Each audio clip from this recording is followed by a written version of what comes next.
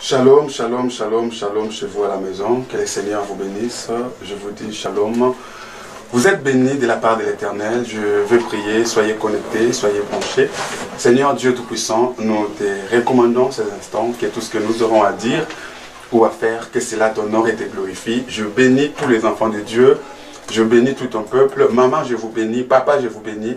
Au nom puissant de Jésus, que j'en sais prier. Amen. Vous êtes bénis. Est-ce que vous le croyez? Si vous le croyez, exactement, vous êtes bénis.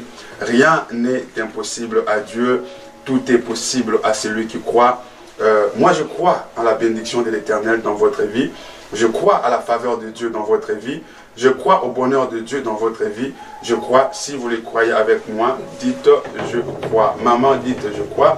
Papa, dites je crois. Ce que vous croyez, c'est ce qui vous arrive. Ce que vous croyez, c'est ce qui s'accomplira dans votre vie. Rien n'est impossible à Dieu. Tout est possible à celui qui croit. Donnez-moi quelques secondes. Je viens de prier. Donnez-moi quelques secondes. Vous savez, frère, vous savez, ma soeur, votre vie ne dépend que de vous. Ce que vous allez devenir dans votre vie, c'est ce que vous-même vous croyez et que vous-même vous confessez. C'est ce que vous deviendrez dans votre vie. Vous ne deviendrez pas, vous ne serez pas autre chose que ce que vous croyez en vous-même et en Dieu. Alors, ne laissez pas quelqu'un d'autre décider à votre place. Ne laissez pas quelqu'un d'autre penser à votre place. Ne laissez pas quelqu'un d'autre décider de votre sort. Vous êtes vous-même le maître de votre vie. Vous êtes vous-même le prophète ou la prophétesse de votre vie. La Bible dit que tout passera, mais la parole de Dieu ne passera point. Vous êtes béni, maman, papa, vous êtes béni. Aujourd'hui, je parle de rêve. Nous sommes dans le livre de Genèse 37. Et à partir, je peux commencer, je vais lire le premier verset. Jacob demeura dans le pays des Canaan, où avait séjourné son père. Et voici la postérité de Jacob, n'est-ce pas? On nous parle de Joseph. Je viens au 4e verset. Ses frères, n'est-ce pas? Ses frères virent que leur père l'aimait plus, c'est-à-dire Joseph, l'aimait tous, et il le prit en haine. Le frère de Joseph ont vu que leur père l'aimait beaucoup, et ce frère commençait à l'haïr. Il ne pouvait plus parler avec amitié. Joseph eut un songe, le verset 5, et le raconta à ses frères qui les haïrent encore davantage. Et leur dit, écoutez, ces songes que j'ai eus, nous étions alliés de gerbes au milieu des champs. Et voici ma gerbe s'éleva et se tint debout. Et vos gerbes l'entourèrent et se prosternèrent devant elle. Ses frères lui dirent, est-ce que tu régneras sur nous? Est-ce que tu nous gouverneras? Et il les haïrent encore davantage, n'est-ce pas? Et à cause de ces songes, à cause de ces paroles, il y a encore un autre songe. Et il les raconta à ses frères. Il dit, j'ai eu encore un songe et voici, le soleil, la lune et les 11 étoiles se prosternaient devant moi. Il les raconta à son père et à ses frères. Mais son père le réprimanda, lui dit, qu'est-ce que signifient ces songes que tu as eus? Faut-il que nous venions, moi, ta mère et tes frères, nous prosterner devant toi? Ses frères irent de l'envie contre lui, mais son père garda les souvenirs de ces choses. Bien-aimés, j'aimerais parler aujourd'hui de rêves. Nous voyons Joseph, c'était quelqu'un qui faisait souvent des rêves. N'ayez jamais négligé le rêve que vous faites, serviteur de Dieu, servant de Dieu, enfant de Dieu. N'ayez jamais négligé le rêve que vous faites. Dieu a toujours travaillé au moyen des songes. Dieu a toujours travaillé au moyen des rêves. Dieu a toujours travaillé au moyen des visions. Vous savez, si c'est que vous avez rêvé un jour, même si cela ne s'est pas encore accompli, mais si ces rêves venaient de Dieu, croyez que ce rêve-là va s'accomplir. Bien-aimé, si vous faites un mauvais rêve, ou vous avez, quand je parle des rêves, pour faire un rêve, il ne faut pas tout simplement dormir. Tu peux être debout, mais il y a des pensées qui persistent, qui montent en toi, que tu n'as pas sollicité, mais qui persistent dans tes pensées. Ça peut être un rêve, ça peut être une vision, que Dieu est en train de te montrer, un message de Dieu. Tu peux être là, c'est comme si tu somnolais, tu vois un message qui passe, mais vite fait. Ça peut être un message de Dieu dans un rêve, dans une vision. Tu pouvais être là, bien-aimé, endormi. Mais Dieu vous parle, vous voyez des choses. Ou bien il y a des sentiments prédominants en vous, des pensées prédominantes. N'ayez jamais négligé. Je veux dire à quelqu'un, quand tu as ces pressentiments, comme si tu allais mourir, levez-vous et arrêtez ces pensées de la mort. Quand vous sentez qu'il y a les désirs de l'échec, c'est comme si vous êtes voué à l'échec. Levez-vous et arrêtez ces échecs-là. Quand vous faites un mauvais rêve, ne blaguez pas avec le rêve. Oui, le rêve vous parle de votre vie, de ce que vous êtes et de ce que vous allez devenir. Arrêtez tout de suite ces rêves. Et quand vous faites aussi un bon rêve, priez pour ces rêves-là. Dites que ce rêve que je vais effectuer ne reste pas seulement un rêve, mais que ces rêves deviennent réels. Vous savez, dans la vie, tu dois prier ou tu dois être un rêveur, mais un rêveur réaliste. Est-ce que quelqu'un peut dire après moi, je veux être un rêveur réaliste? Vous savez, les cimetières sont remplis des hommes et des femmes qui avaient de rêves, mais qui n'ont jamais vu leurs rêves s'accomplir. Le cimetière sont bourrés des gens, des femmes qui avaient des visions, des pensées, à devenir de grandes personnes, d'ouvrir des entreprises, de devenir de grands pasteurs, de grands chantres, de grands chefs d'entreprise, de femmes commerçantes, ou que sais-je encore. Mais ces rêves n'ont jamais été réalisés. Pourquoi? Puisque ceux qui avaient ces rêves étaient vraiment des rêveurs, mais ils n'étaient pas des rêveurs réalistes. Je prie aujourd'hui que tu deviennes un rêveur, mais réaliste. Alléluia. Un rêveur réaliste, c'est celui qui rêve, mais qui se donne les moyens d'y arriver. Un rêveur, c'est celui qui ne s'arrête pas seulement à dire j'ai fait un rêve, j'ai des projets, j'ai des ambitions, mais sans donner des ailes à ses idées. Apprends à donner des ailes à tes idées. Il faut que tes idées volent. Il faut que tes idées arrêtent de ramper. Il faut que tes idées, tes rêves, tes visions arrêtent de marcher. Mais il faut que tes rêves courent. Oui, il faut que tes rêves surpassent le niveau de courir, aillent au niveau de voler comme un aigle, pour que ces rêves-là deviennent réels. C'est celui-là que j'appelle un rêveur réaliste, qui se donne les moyens à ce que ces rêves s'accomplissent. Sinon, vous serez comme parmi tant d'autres, ceux qui remplissent le cimetière. Mais ce message tombe à pic pour vous, pour que vous ne mouriez pas avec vos rêves. Oui, je prie que vos rêves se réalisent, frère. Ma soeur, je prie que tes rêves se réalisent. Vous êtes venus sur terre pour accomplir de buts. Est-ce que les savez-vous que vous avez été créés et que la vie est faite pour accomplir de buts et que la vie est faite pour accomplir des objectifs? Si je peux donner un thème ou un titre à mon message, je dirais, je parlerai de rêves. Bien-aimé, Dieu t'a envoyé sur terre pour accomplir des buts et des objectifs. Et tous ces rêves qui sont en toi, tous ces objectifs qui sont en toi, Dieu met en toi aussi les moyens d'y arriver. Dieu met aussi en toi les moyens d'accomplir ses rêves et d'accomplir ses objectifs. Tu ne peux pas me dire que je ne peux pas. Tu ne peux pas me dire que je n'ai pas de moyens. Tu ne peux pas me dire que je n'y arriverai pas. Oui, tu peux. Le Dieu qui accorde les visions ou la vision, le Dieu qui accorde la vision vous accorde aussi les moyens d'accomplir cette vision. Dieu croit en vous, frère. Ma soeur, Dieu croit en vous. J'ai dit à quelqu'un, je te dis que Dieu c'est un sage investisseur. Dieu n'investit jamais dans une valeur auquel il ne croit pas. Si Dieu a mis ses pensées, cette vision en vous, c'est qu'il vous a aussi doté des moyens pour accomplir ses rêves. Vous pouvez, frère, sœur, vous pouvez accomplir ces moyens. Dites à Dieu, donne-moi les gens nécessaires pour accomplir ma vision.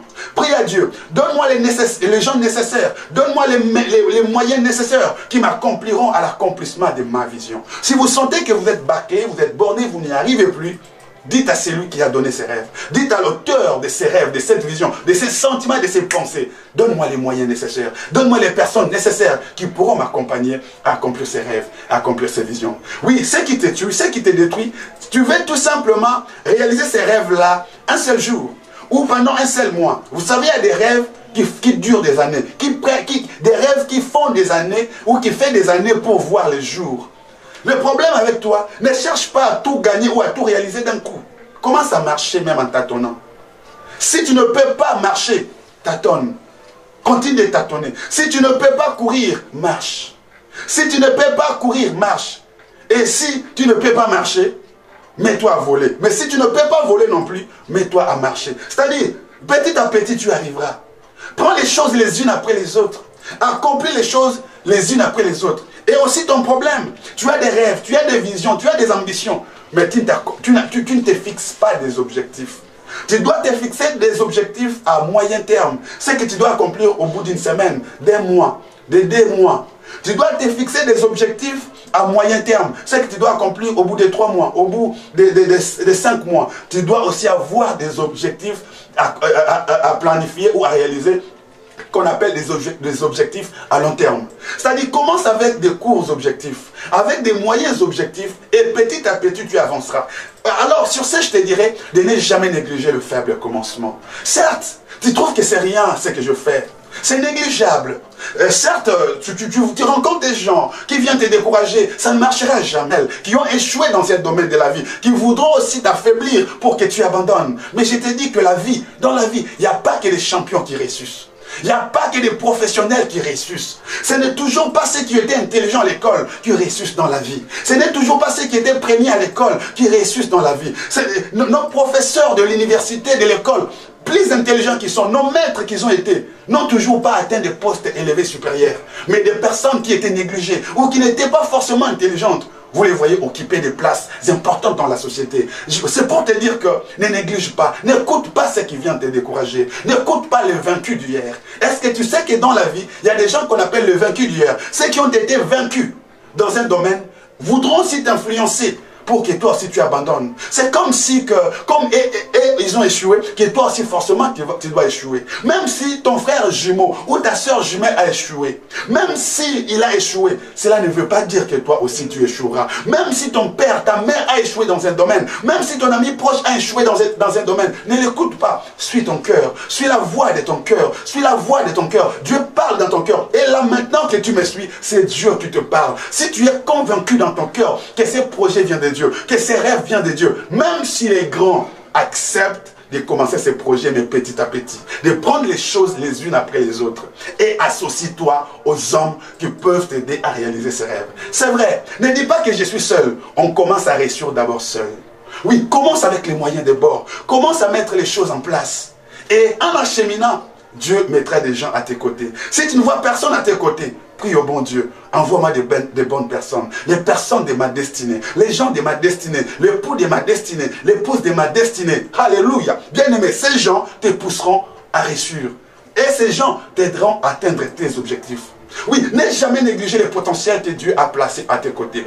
Dans la procédure de la vision, n'aie jamais négligé les gens qui sont à tes côtés. Chaque personne que Dieu place à tes côtés, c'est une opportunité de réussir. Et quand tu négliges, quand tu n'agis pas bien cette relation, c'est une porte que tu te fermes toi-même. N'aie jamais négligé les relations. On ne réussit toujours pas seul. Dieu place ces gens à côté de nous pour nous accompagner dans notre destinée. Oui, je crois que tu as aimé cette introduction. Je crois que vous êtes bénis. Oui, Dieu vous aime. Si vous aimez, n'hésitez pas à partager cette vidéo. Cet homme Joseph n'était qu'un enfant, mais il avait le rêve, il avait des visions, il avait des ambitions. Il parle à ses frères, il parle à ses parents, et cela a suscité un combat. Il ne combattait pas leurs frères, mais il combattait le rêve qu'il avait. Et les gens ne te combattent pas toi, mais les gens combattent. Les gens sont en train de combattre le rêve que tu as. Voilà, à un certain moment, sois sage. Ne livre pas tes rêves. Ne vends pas tes rêves à tout le monde.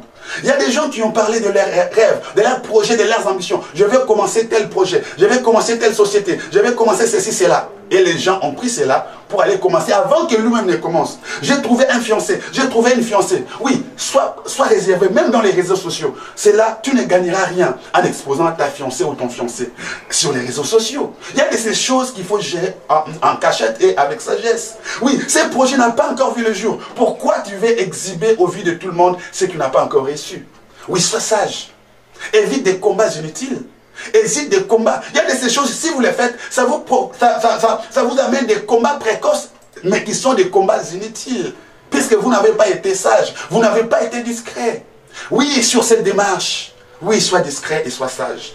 Il a dit à ses frères, à ses parents, que j'ai eu un rêve, j'ai eu une vision. Et c'est ce qui a commencé à provoquer les combats. Oui, pourquoi tu dois éviter les combats sur le démarche de ses rêves ou sur les chemins d'atteindre ses objectifs? Pourquoi tu dois éviter certains combats inutiles? Vous savez que les combats vous retardent. Les combats te retardent. S'il n'y avait pas ces combats, tu serais arrivé très tôt. Mais quand tu te mets à combattre, tu dois te salir. Quand tu te mets à combattre, les habits doivent être déchirés. Quand tu te mets à combattre, tu peux recevoir un coup qui te fait gonfler l'œil. Tu peux recevoir un mouvement du corps qui te fait tomber. Et avec cela, au lieu que tu gagnes plus de temps, les combats te font perdre du temps inutilement. Si tu peux éviter les combats avec les gens, oui, évite-les. Si tu peux éviter les combats en étant en ordre avec Dieu, évite les combats avec Dieu. Et si tu peux éviter les combats contre toi-même, puisque ton ennemi, c'est toi-même d'abord. Ton ennemi, c'est le doute qu'il y a en toi. L'ennemi qu'il y a en toi, c'est le manque de l'estime de soi que tu as. Ton ennemi en toi, à toi, c'est le manque de persévérance. C'est le doute. Tu ne crois pas en toi. Si tu ne crois pas en toi, qui d'autre croira en toi? S'il y a une personne qui devrait croire en toi, c'est d'abord toi-même. C'est d'abord toi-même. Le premier ennemi qui te tue, c'est le manque de persévérance. C'est le manque d'endurance. Tu écoutes beaucoup les gens. Écoute plus Dieu et crois à ce que Dieu a placé en toi. Tu n'es pas forcément ce que les gens pensent que tu es. Ton problème, tu veux plus écouter les avis des gens. Tu veux plus être approuvé, avoir l'approbation des gens. Les gens ne t'acclameront pas toujours. Les gens ne t'encourageront pas toujours. Les gens peuvent ou ne pas être avec toi. Mais crois en Dieu et crois en ses projets, en cette vision que tu as. Marche sur le chemin de ta destinée. Marche sur le chemin de la vie. Tu réussiras. Et quand tu commenceras à réussir, même ceux qui t'ont rejeté vont se joindre à toi. Même ceux qui t'ont minimisé, même ceux qui n'ont pas cru en toi, vont se joindre à toi quand ils verront ta réussite. Oui, ta famille qui croit en toi, tes amis qui croient en toi, veulent te voir réussir, veulent te voir arriver au bout. Et même tes détracteurs, tes ennemis vont se joindre à toi quand ils te verront réussir. Ils feront une chose, t'acclamer. Vous savez, tes détracteurs, nos ennemis ont toujours fait une chose. Ces gens qui n'ont pas cru en Dieu, ces gens qui n'ont pas cru en nous, en notre vision, en notre rêve, finalement, ont toujours fait une chose à la fin, c'est venir s'agenouiller devant vous, devant votre rêve, pour vous dire, bravo, vous êtes un homme, vous êtes une femme. Et je prie que tu sois classé parmi cette catégorie des gens qui n'abandonnent pas, malgré la pression des gens. Si vous croyez que vous êtes sur la bonne voie, n'ayez jamais abandonné, n'ayez jamais baissé le bras. Continuez de croire et continuez de marcher sur le chemin de la vie. Oui, Joseph a parlé de son rêve à ses frères, à sa famille. Et sa famille lui dira, tu crois que tu vas nous gouverner un jour? Et cela a provoqué des combats. Ils ne combattaient pas leurs frères, mais ils combattaient le rêve. Le problème, l'ennemi te combat à cause de ces rêves que Dieu t'a donnés. L'ennemi te combat à cause de cette grande vision que Dieu t'a donnée.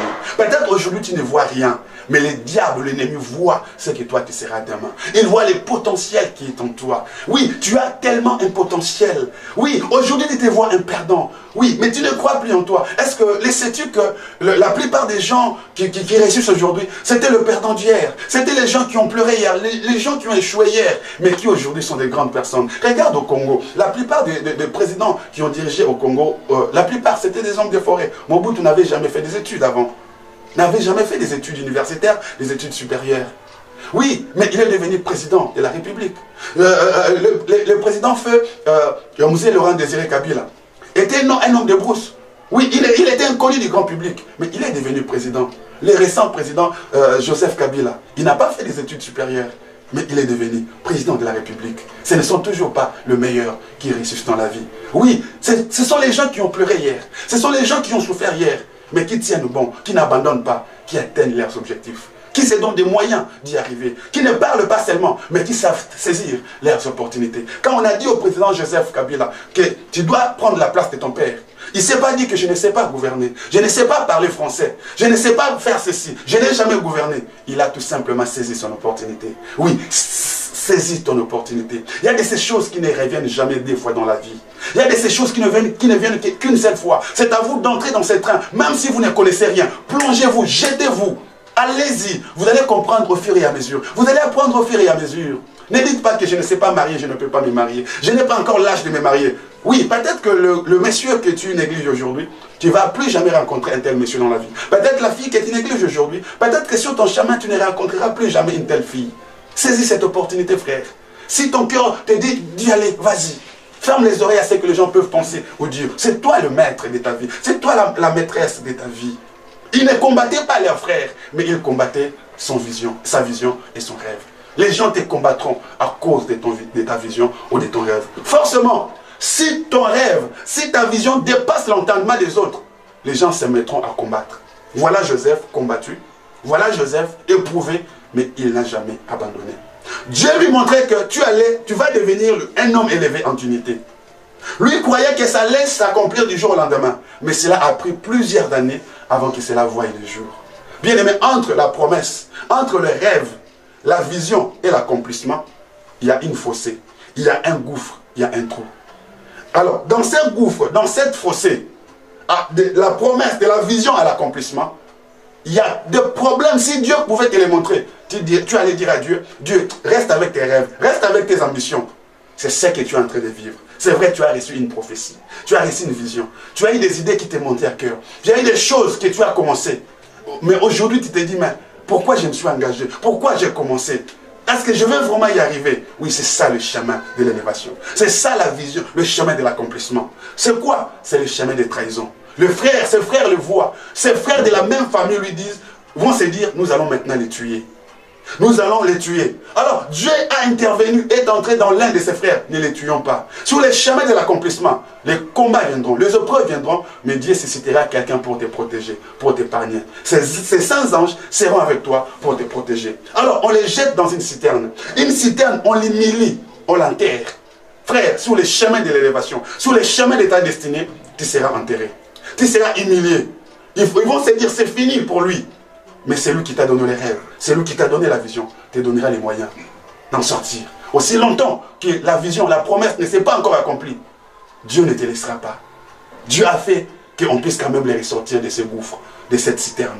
Il sort, on les vend. Tu seras vendu à une maladie, tu seras vendu à une malédiction, tu seras vendu entre les mains des démons, entre les mains des sorciers. Mais entre les mains de ces sorciers, ils ne te tueront pas. Ils pourront t'attaquer, faire tout ce qu'ils veulent. Mais ces sorciers-là sont en train de servir seulement pour la gloire de Dieu, pour t'amener à ta destinée. Cette maladie, cette souffrance, oui, ces épreuves, entre les mains de ces gens à qui ils t'ont vendu, ils t'accompagnent seulement. Alléluia. En d'autres termes, ces gens qui ont acheté Joseph l'accompagnaient tout simplement à sa destinée, mais eux-mêmes ne le comprenaient pas. Ceux qui te combattent, ceux qui te font, qui mettent des embûches sur ton chemin, ils sont tout simplement en train de t'accompagner vers ta destinée. Ceux qui te critiquent, ceux qui t'insultent, ceux qui attendent ta mort, ils t'accompagnent seulement, tout doucement, vers le chemin de ta destinée. Waouh! Bien-aimé, tes détracteurs, tes ennemis ne font que t'accompagner. Ce sont les accompagnateurs de ta destinée. Mais ce sont des sorciers. Oui, ils te combattront. Ils te lieront. Ils pourront même te rendre stérile. Ils pourront même te rendre esclave. Mais ils t'accompagnent seulement sur le chemin de ta destinée. Bien-aimé, ils l'ont amené jusqu'à chez Potiphar, ils l'ont encore vendu là-bas. Mais il ne devient pas toujours ce qu'il devrait devenir. On l'amène encore là-bas. Quand on l'amène là-bas, la femme de Potiphar arrive. Potiphar lui laisse toute sa maison, l'intendance de sa maison, dirige tout. Oui, ce que tu vois aujourd'hui, j'ai toujours dit et je l'ai dit, n'ai jamais négligé le faible commencement. Il n'y a pas de saut métier. Même si vous êtes femme de chambre, aimez ce que vous faites. Même si vous êtes celui qui nettoie ou celle qui nettoie, aimez ce que vous faites. Tout ce que vous faites, faites-le avec votre cœur et aimez cela. C'est un tremplin. Le Seigneur est en train de vous préparer pour des tâches à venir.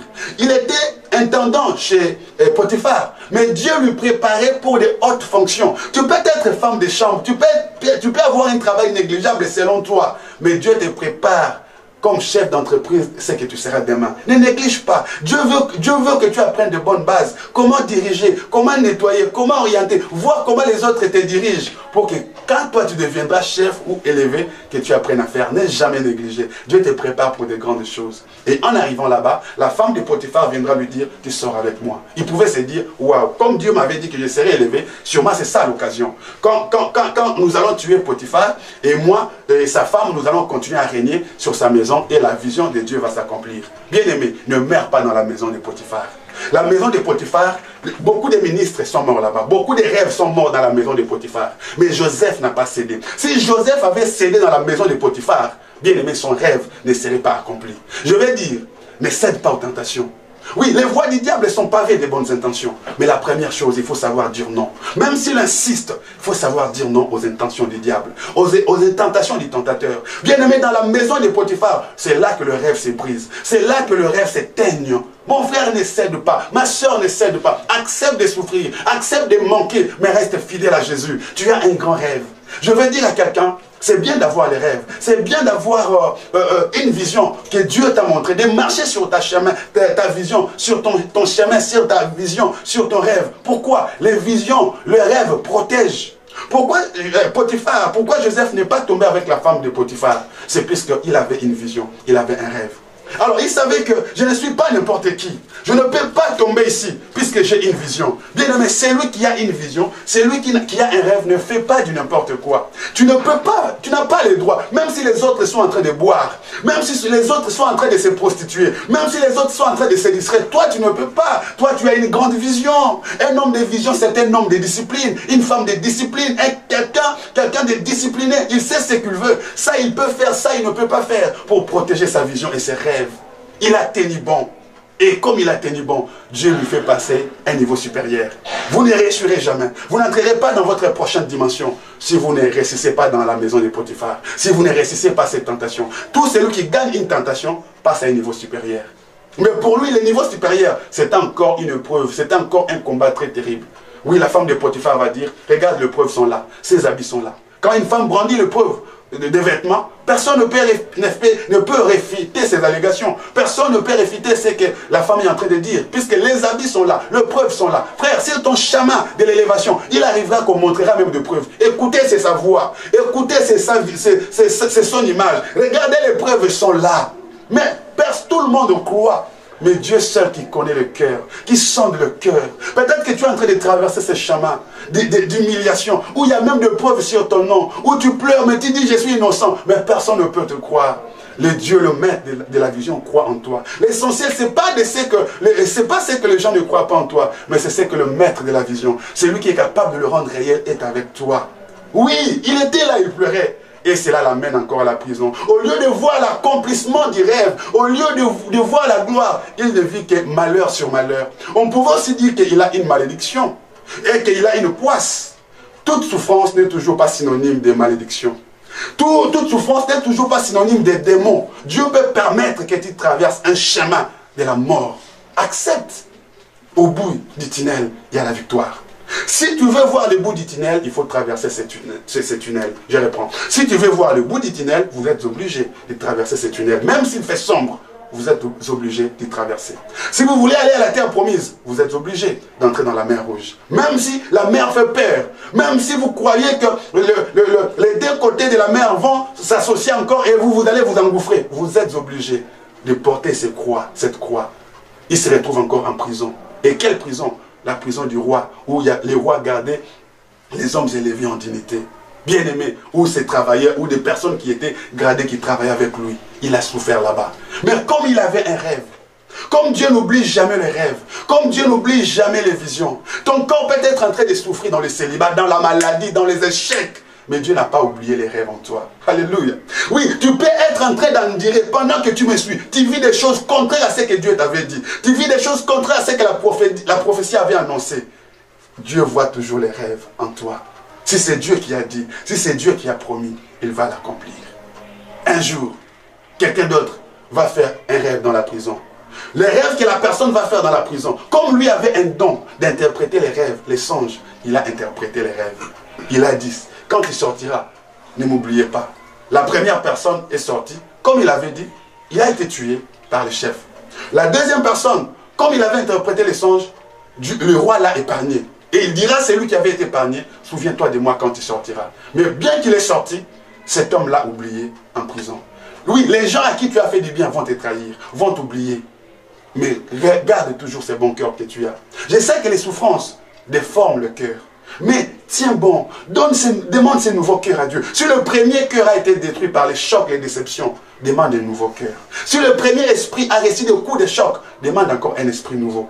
Pour ta réussite, pour ton succès sur ce chemin, tu as besoin d'un bon cœur et d'un esprit nouveau. Tu peux le demander à Dieu si le premier a été détruit. Et alors, il a eu ce cœur de pardonner. Un jour, Dieu qui n'oublie pas le rêve, Dieu qui n'oublie pas ce qui détient les visions, le roi aussi de son côté a eu un rêve, a fait un rêve. Comme il n'y avait personne pour interpréter son rêve, son songe. Alors, la personne pour qui Joseph avait interprété un songe, s'est dit, mais il y a un monsieur, un gars qui a interprété un songe pour moi. On peut aller le voir. Alléluia. Joseph est venu, il a interprété les rêves, les songes. Et on l'a établi premier ministre en Égypte, dans un pays étranger. Pour délivrer Pierre de la prison, pour délivrer quelquefois Paul de la prison, Dieu envoyait un ange. Dieu envoyait des anges. Mais pour délivrer Joseph de la prison, Dieu n'a pas envoyé un ange. Dieu a utilisé les dons que lui-même avait, les dons d'interpréter le rêve. Garde bien les dons que Dieu t'a donnés. Ton don te fera sortir de la galère. Ton don, quel que soit petit que tu peux être, minime que tu peux être, ce n'est pas en vain que Dieu t'a donné ses talents. Ce n'est pas en vain que Dieu t'a donné cette grâce. Ce n'est pas en vain que Dieu t'a donné ses dons. Garde jalousement, garde précieusement. Ton don, un jour, même si aujourd'hui tu ne remarques pas, même si tu ne constates rien, mais ton don, ton talent, ton savoir-faire te sortira de la galère et t'amènera à ta destinée. Son interprétation des rêves, son don, son talent, l'a amené à devenir, non seulement sortir de la prison, mais à devenir Premier ministre en Égypte. Et ses vies, Premier ministre et son rêve s'est accompli. Pourquoi? Il n'avait jamais abandonné ses rêves. Bien que les souffrances, bien que le combat, il croyait toujours en Dieu, il croyait en ses rêves, il croyait en ses visions. Il n'a pas cédé aux tentations, il n'a pas cédé aux épreuves, puisqu'il savait qu'il avait une vision, il avait des objectifs à atteindre, il avait des ambitions. Et il ne pouvait pas marcher comme tout le monde, il ne pouvait pas boire, il ne pouvait pas se conduire comme tout le monde, puisqu'il avait une vision, il avait des rêves à accomplir. Et c'est là, ses vies, accomplir ses rêves, ses visions ont vu le jour. Je veux dire à quelqu'un, n'abandonne pas. Les rêves que tu as, si ces rêves viennent de Dieu, même si ces rêves est grand, même si ces rêves est vraiment élevé, si c'est Dieu qui t'a dit, continue à travailler en fonction de ces rêves. Donne-toi des moyens pour accomplir ces rêves. Et ne sois pas un rêveur éternel, mais sois un rêveur réaliste. C'est lui qui rêve, qui a des visions, des ambitions, mais qui se donne aussi des moyens pour accomplir cette vision et ces rêves pour y arriver. Vous y arriverez. Dieu croit en vous. Moi aussi, je crois en vous. Commencez à croire en vous-même. Oui, tu peux y arriver. Tu peux être guéri. Tu peux encore réussir, même là où tu es tombé, même là où tu as échoué. Même si la vie t'a mis à genoux. Qui dit que tu ne peux pas te relever? Même si tu as échoué hier, tu peux encore te relever. Même si la vie t'a donné une claque, trop de déceptions, trop d'humiliation, tu peux te décider de les prendre aujourd'hui. Si tu ne peux pas courir, marche. Si tu ne peux pas courir, marche. Si tu ne peux pas marcher, tâtonne. Si tu ne peux pas tâtonner, si tu ne peux pas voler comme un aigle, commence à tâtonner, même en rampant, petit à petit. Le but est que tu arrives, tu y arriveras. Tu n'es pas seul. Dieu est avec toi. Ne sois pas un rêveur éternel, mais sois un rêveur réaliste. Donne-toi des moyens pour accomplir ton rêve. Que Dieu vous bénisse.